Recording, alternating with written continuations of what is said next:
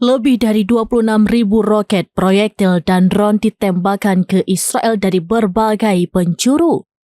Pasukan Pertahanan Israel atau IDF menyatakan puluhan ribu serangan itu meluncur dari jalur Gaza, Lebanon, Suriah, Yaman, serta Iran. Banyaknya jumlah serangan yang menggempur Israel itu terhitung sejak perang pecah pada 7 Oktober 2023 lalu.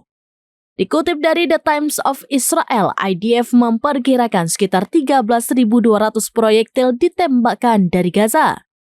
Setidaknya 5.000 proyektil menggempur Israel dalam sehari pada 7 Oktober 2023. Kemudian 12.400 proyektil dilesatkan Hizbullah dari Lebanon. Sementara itu, sekitar 400 roket dan pesawat tak berawak meluncur dari Iran. Disusul 180 drone dari Yaman dan 60 lainnya dari Suriah. Selain itu, puluhan ribu serangan itu menewaskan sekitar 728 tentara dan ribuan orang terluka.